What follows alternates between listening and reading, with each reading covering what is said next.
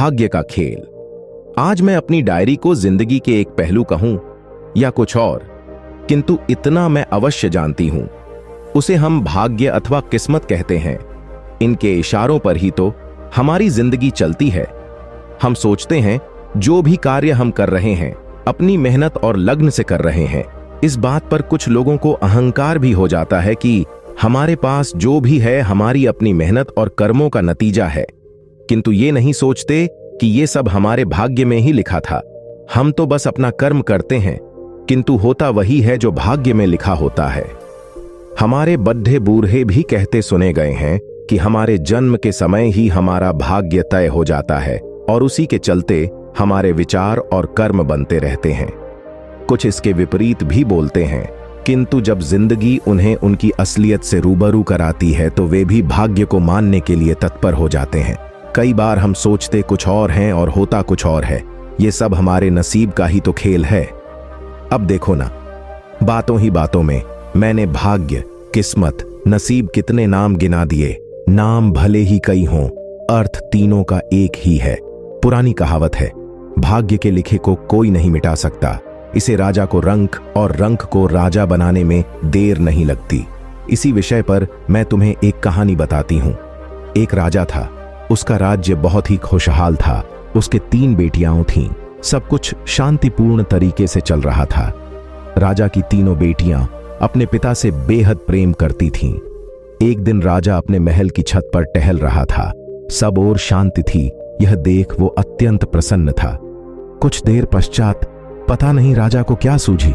राजा जब दरबार में गया तो बोला, सभी लोग मेरा दिया मेरे भाग्य का खाते हैं। सभी दरबारियों ने हां में हां मिलाते हुए कहा, जी महाराज, हम सभी आपका दिया और आपके भाग्य का खाते हैं। राजा उनकी बात सुनकर अत्यंत प्रसन्न हुआ। तभी दरबार में उसकी बेटियां भी आ गईं। राजा ने सोचा, लगे हाथ बेटियों से भी इस बात पर समर्थन की मुहर लगवा लेते हैं, और अपनी बेटियों से बोला, मेरी प्यारी बच्चियों, क्या तुम लोग भी मेरा दिया खाती हो, मेरे भाग्य का खाती हो? दोनों बद्धी बेटियां बोली, जी पिताजी महाराज, हम आपका दिया और आपके भाग्य का खाती हैं। किंतु तीसरी बेटी मोहिनी चुप रही। महाराज ने देखा तो बोले, बेटा मोहिनी, क्या तुम मेरी बात से सहमत नहीं हो? मोहिनी बोली, जी नहीं महाराज, ऐसी कोई बात नहीं। वैसे तो मैं आपके राज्य में रहती हूं और आप हमारे पालनहार हैं, किंतु रही बात भाग्य की, तो वो मैं अपने नसीब का खाती हूं। भरे दरबार में किसी ने भी राजा की बात का विरोध नहीं किया और उसकी अपनी ही बेटी उसके विरुद्ध बोल रही है। इसमें राजा को अपना अपमान लगा। उसने अपने क्रोध पर नियंत्रण करते हुए कहा, बेटी मोहिनी, कहीं तुम भूलवश गलत तो नहीं बोल गई? जी नहीं पिताजी महाराज, मैं अपने भाग्य का दिया ही खाती हूं। उसने पुनः अपनी बात दोहरा दी। सभी दरबारी शांत थे।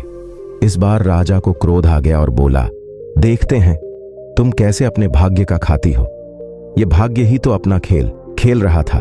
कुछ दिनों पश्चात राजा ने अपनी दोनों बेटियों का विवाह किसी बद्ध राज्य के राजकुमारों के संग कर दिया और तीसरी बेटी मोहिनी का विवाह एक कौवे से कर दिया, जो उनके महल की मुहडेर पर आ बैठ गया था।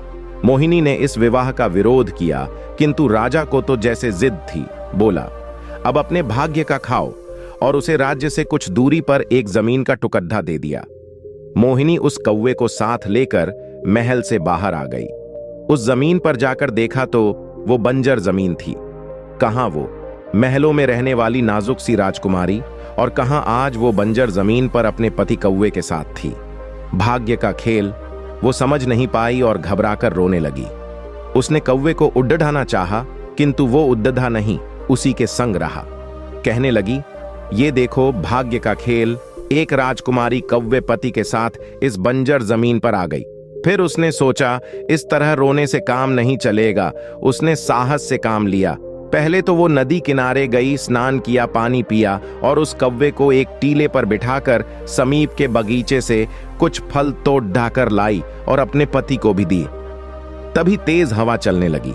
उसने सोचा, इस तरह तो नहीं रहा जा सकता, एक झोंपड़ी ही बनानी पड़ेगी, और वो कुछ डंडे, घास इत्यादि एकत्र कर गड्ढा खोदने लगी ताकि उन डंडों को ठीक से टिका सके। अभी गड्ढा एक हाथ ही खोदा था।